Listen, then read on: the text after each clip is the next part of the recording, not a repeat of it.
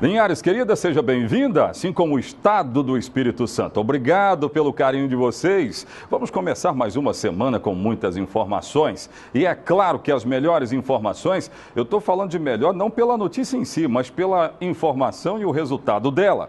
Passam por aqui. Eu quero agradecer a todos vocês. Quem está me vendo lá em Soretama é o Zezinho, melhor vendedor de carros que eu já vi. Zezinho, um abraço. Ele se junta ali, mas a mulher dele, e veio um programa, não é? Muito obrigado pelo carinho, viu, amigos? Aliás, aqui na cidade de Linhares, você também pode interagir conosco através das redes sociais. Bombando as redes sociais aqui do programa Ronda. Hoje eu quero ter o Dr. Oswaldo Ambrósio aqui no programa e nós vamos abordar o caso do goleiro Bruno.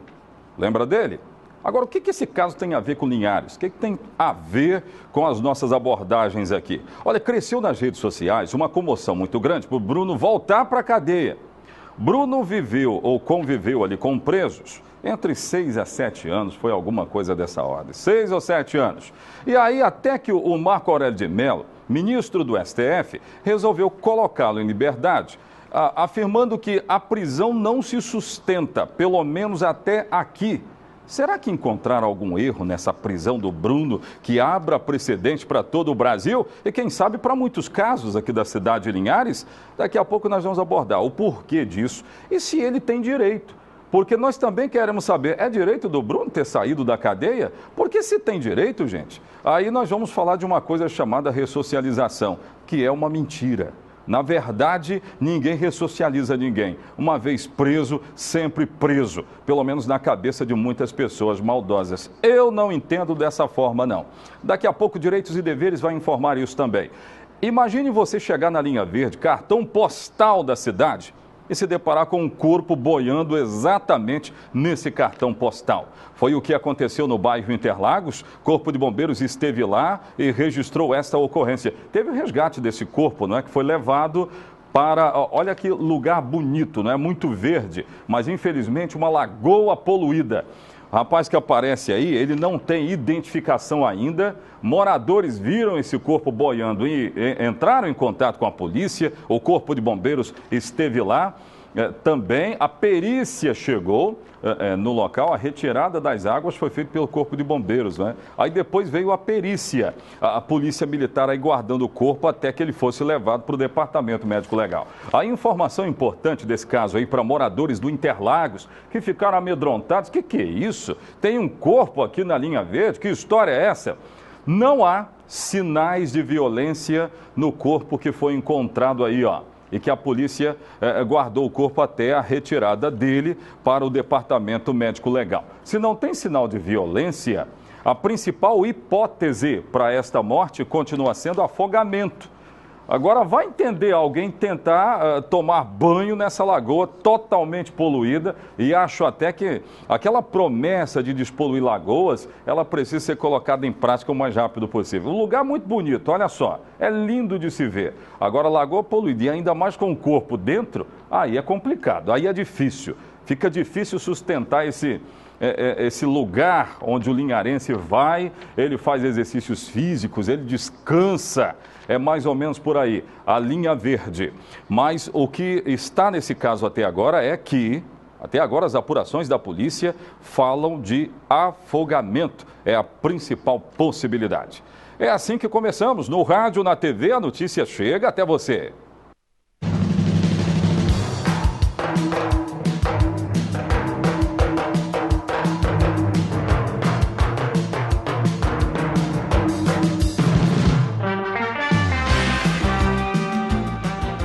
Na Semana da Mulher, você deve se lembrar de uma atitude cruel colocada em prática por um homem que tentava reatar um relacionamento. Você se lembra? Dia 8 de março, na semana passada, eu relatei aqui no programa e eu acho que eu tenho imagens desse caso aí. Se tiver, eu gostaria de trazer, antes de chamar a matéria, que esta mulher que aparece na nossa imagem aí, ela acabou sendo morta pelo ex-marido, ex-companheiro. Ele tentava reatar a relação. Mas Maria Aparecida, uma comerciante, essa que aparece na nossa imagem, ela não quis reatar com o ex-marido.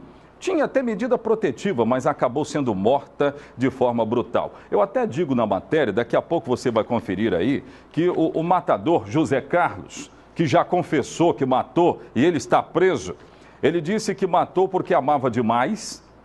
Alguém mata porque ama demais? É uma coisa que eu ainda preciso entender. E ela não quis reatar com ele, mas está preso e já foi levado, inclusive, para o presídio de Aracruz. Eu tenho essas informações desta prisão. Põe no ar.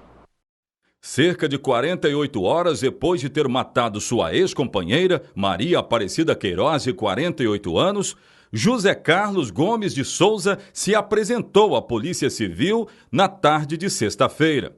Na quarta-feira, dia 8 de março, enquanto todos lembravam o Dia da Mulher, José Carlos pensava em matar Maria Aparecida. Assim ele fez. Por volta das 10 horas do dia 8, ele pulou o muro da residência onde a ex-mulher residia e tentou reatar o relacionamento. Diante da negativa de Maria Aparecida, ele resolveu desferir nela diversos golpes de faca. Foram 8 no total, de acordo com perícia da Polícia Civil. Em depoimento dado à delegada Suzana Garcia, da Delegacia da Mulher, e a André Jareta, delegado de crimes contra a vida, José Carlos disse que amava demais a sua ex-mulher e desconfiava que ela já teria um outro relacionamento. Disse ainda que no momento de raiva e desespero, matou Maria Aparecida de forma tão brutal. José Carlos confessou o crime e não contava que um mandado de prisão já o esperava, expedido pela primeira vara criminal de Linhares. Imediatamente, ele foi levado para o presídio de Aracruz, onde deve aguardar julgamento preso. Parentes da vítima não gravaram entrevistas, mas afirmavam que esperam a aplicação rigorosa da lei para José Carlos, que escreveu uma página violenta de crime na região. A Polícia Civil acaba de divulgar dados onde ela revela que violência contra a mulher em Linhares tem sido um grande problema.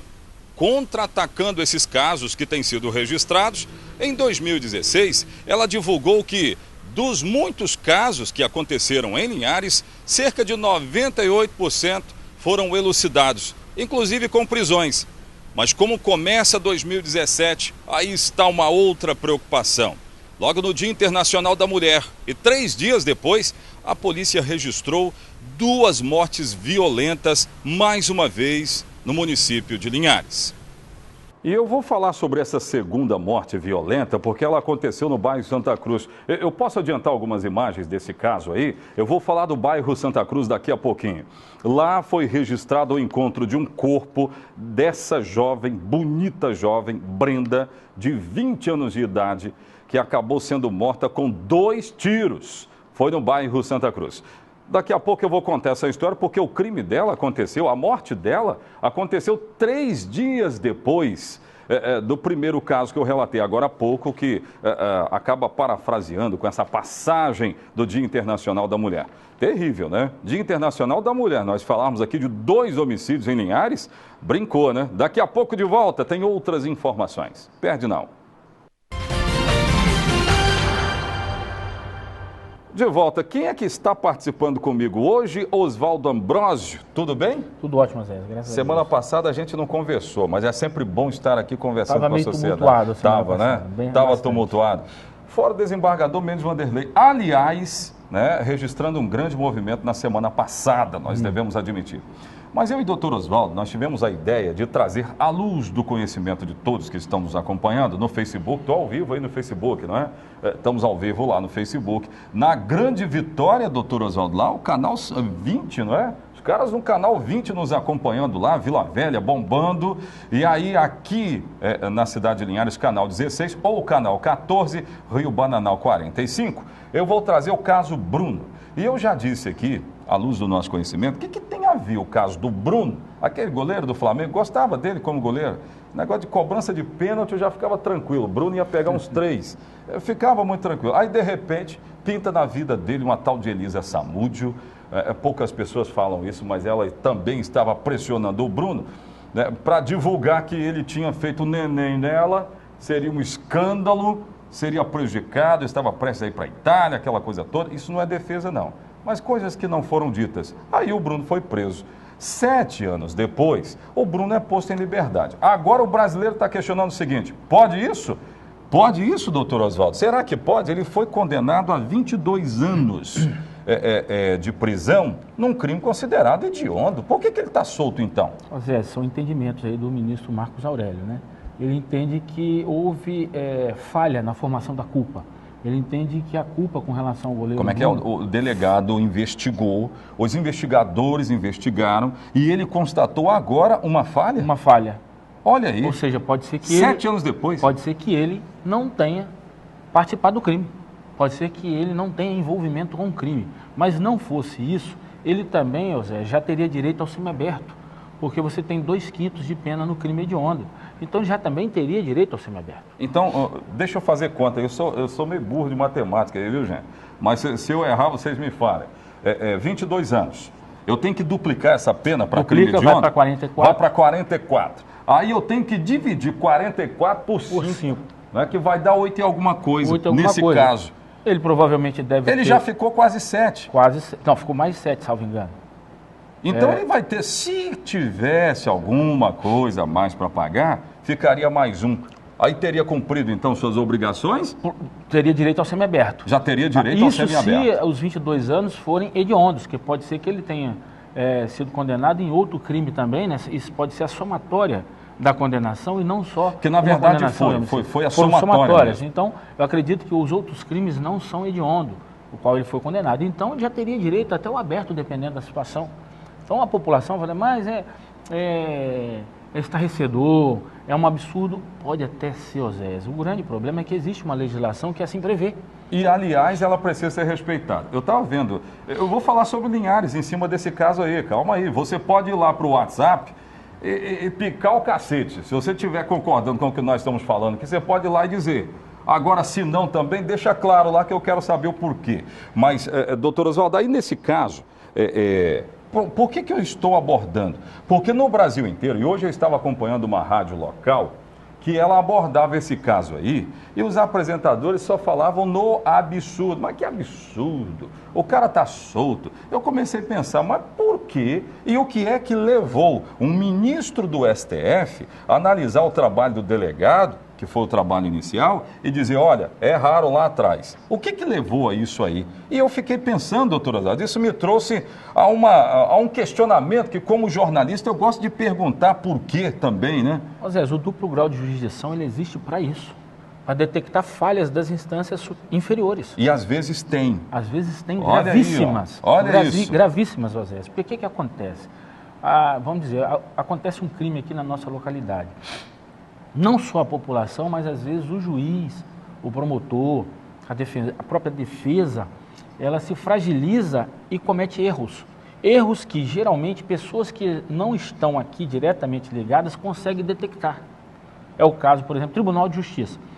Pressupõe-se que as pessoas não conhecem os fatos e se atêm apenas aos elementos de convicção existentes no processo. Então elas julgam conforme o processo, conforme as provas que se encontram no processo. Os julgadores de primeira instância, muitas das vezes, eles se deixam contaminar e julgam não só com base nos elementos de convicção, nos elementos de prova, mas com disse-me-disse. Então o senhor quer dizer que quem colocou o Bruno na cadeia, primeiro foi o delegado, depois foi a imprensa também, porque a imprensa mostrou a exaustão. Eu não tenho dúvida disso. A imprensa mostrou a exaustão. Essas imagens que a gente está trazendo aí, por exemplo, essas imagens foram mostradas a exaustão na época do crime, coisa e tal. Eu não tenho dúvida. O cara é cruel, é isso, é aquilo outro. Eu não julgo, eu não vou julgar que a Elisa, ela esteja morta. Mas me toca o fato do corpo não ter aparecido. Não estou dizendo que não está, viu, gente? Mas eu fico me perguntando o que aconteceu com o corpo. O cachorro comeu, aí vem alguém que cuida de cachorro, pode dizer que cachorro não come gente. Uma confusão, que ninguém absurdas, se entende, né? Tem umas coisas absurdas. E outra coisa, alia-se tudo isso ao fato dele nunca ter confessado, às vezes. Ele nunca confessou a autoria do crime. A autoria não, né? Até admitindo que ela esteja morta. Ele entende que mas ela também... Mas a autoria não. Que ela esteja morta, mas não que ele tenha mandado ou que ele saiba o que de fato aconteceu. Então, para uma dúvida. Já são 7 anos. Se para uma dúvida, e se ele já cumpriu os 7 anos, talvez seja justo, Oséias, que ele responda, porque vai anular o processo. Né? Vai anular o processo? O processo e ele vai a novo júri, salvo engano. Então, olha só, se existe um erro judicial, que já perdura por 7 anos, você vai manter por mais 7 anos, ou por tempo indeterminado, uma pessoa para um segundo julgamento? Agora, ele era primário. Eu vou ter que chamar um intervalo de comerciais, enquanto eu estou vendo ainda as imagens que rodaram o mundo inteiro e tal, por isso que nós estamos mostrando. O negócio é o seguinte, aqui em Linhares, tem muitos casos que resultaram, né, em prisão de 22 anos ou mais, né? Mais. Então quer dizer que quando o camarada chega, bons antecedentes, trabalhou, né, tá lá na cadeia, trabalhou bonitinho, ele também pode, às vezes, ser alcançado por esse raciocínio do judiciário? Sim, claro. Se ainda não ocorreu o trânsito em julgado e um ministro chega à conclusão de que a formação da culpa foi falha, não existe uma certeza de que a pessoa praticou o delito, nada mais justo, Zé, de que você coloque essa pessoa em liberdade para que ele tente provar a sua inocência, já que o Estado não conseguiu fazer isso. Preciso mencionar a ressocialização. O presidente do Boa Esporte Clube é o time do Bruno, né? Agora, já assinou contrato e tudo. Tem patrocinador que está vazando fora por causa disso aí. Mas ele está falando em ressocialização, porque quando o cara é preso, ele tem direito a se ressocializar.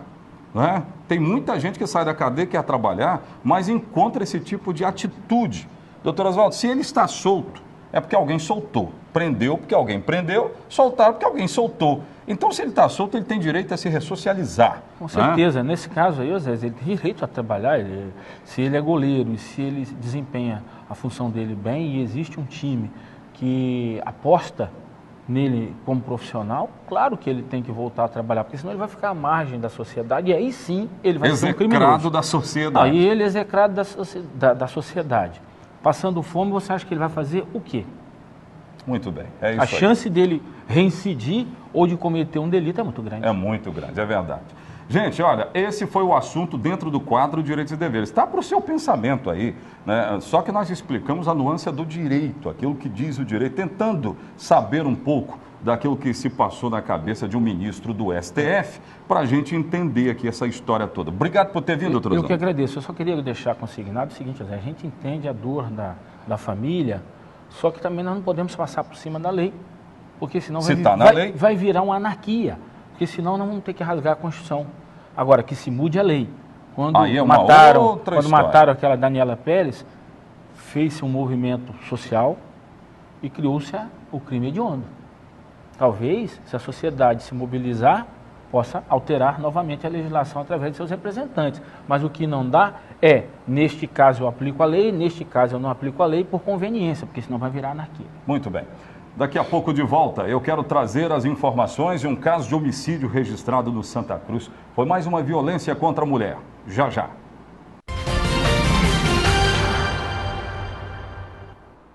Gente, eu vou chamar a matéria lá do bairro Santa Cruz porque eu achei um absurdo em uma semana, na semana que deveríamos lembrar a mulher, os direitos alcançados, progressos e o que está faltando, nós registramos, na verdade, 2 mortes violentas aqui na cidade. Eu quero relatar o outro caso que está sendo investigado. Agora, antes, há um discurso aí do Paulo Artung falando sobre o Estado do Espírito Santo, esse contexto de crise daqui, crise dali. O que é que o governador disse nesse discurso? Nós temos aí, né? E eu quero trazer as informações. Põe no ar. A diferença nesse pós-crise, que eu estou rezando para que chegue logo, é quem vai sair organizado e desorganizado. Nós vivemos um desafio grave, doloroso para todos nós. Vidas de irmãos nossos foram perdidas no meio desse desafio, por uma violência brutal, que a gente recrimina em todos os sentidos.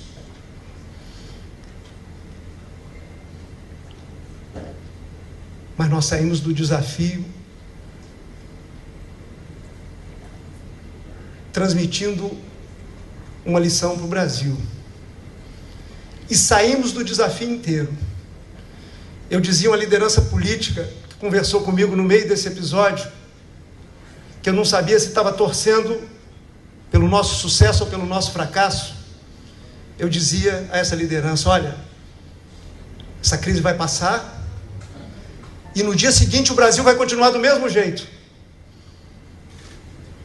com seus problemas. E o Espírito Santo, do mesmo jeito, com as suas contas rigorosamente em dia.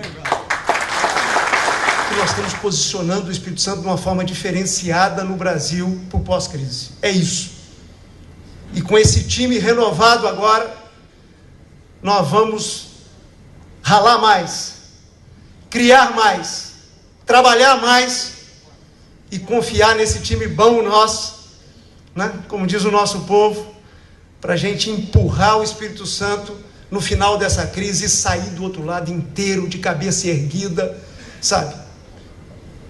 Colhendo as oportunidades do pós-crise. Guardem isso. Só colherá as oportunidades do pós-crise quem sair dessa encrenca de pé. Nós estávamos de pé, fomos desafiados, continuamos de pé, e se Deus quiser, se depender de mim, se depender desse time, eu acho que se depender dos capixabas, nós vamos sair desta crise como o estado melhor posicionado de todo o Brasil. Quem viver, verá. Gente, vamos para o Santa Cruz, então. Uma jovem chamada Brenda, de 20 anos, acabou sendo morta com 2 tiros. O corpo dela foi encontrado numa plantação de eucalipto. Foi exatamente na Semana da Mulher, né? Onde nós deveríamos trazer aqui notícias de a mulher está conquistando, ela está chegando aqui, ela está fazendo isso, antes ela não fazia, tem que conquistar ainda mais. Deveríamos, mas nós estamos trazendo 2 homicídios para a polícia investigar. Eu tenho as informações, põe no ar. Brenda Gonçalves da Conceição foi deixada em local de difícil acesso, no meio de uma plantação de eucalipto, no bairro Santa Cruz. Moradores passavam pelo local e encontraram o corpo. Para a polícia, Brenda foi morta ainda na manhã de sábado. Ela tinha 2 perfurações na cabeça, o que pode revelar execução. Com ela, a polícia encontrou uma bucha de maconha escondida nas partes íntimas. Consta nos autos da investigação policial que a vítima era companheira de um dos acusados de ter estuprado a filha de um policial militar no Pontal do Ipiranga em pleno sábado de carnaval. O companheiro de Brenda e um comparsa foram presos e hoje estão no presídio de Xuri, Grande Vitória. Mesmo com o encontro da droga, não há informações sobre envolvimentos da vítima de homicídio com traficantes da região. Mas a polícia já iniciou o processo de investigação e não descarta nenhuma hipótese. Só no bairro Santa Cruz foi o 2º caso de homicídio em menos de um mês, uma das regiões que tem recebido a atenção da polícia pelos acontecimentos e pelas denúncias. Até agora, ninguém foi preso no caso da morte de Brenda. E é claro que a gente espera uma boa investigação para chegar a conclusões de quem matou, quem cometeu essa atrocidade. É feminicídio, né? Chama-se feminicídio? Nessa questão se aplica o feminicídio? Sim ou não? Doutor Oswaldo ficou meio na dúvida, mas a gente vai trazer ao longo da semana. Gente, o Ronda fica por aqui. Obrigado pelo carinho da sua audiência. Voltaremos amanhã. Um abraço. Até amanhã. Tchau, tchau. BBC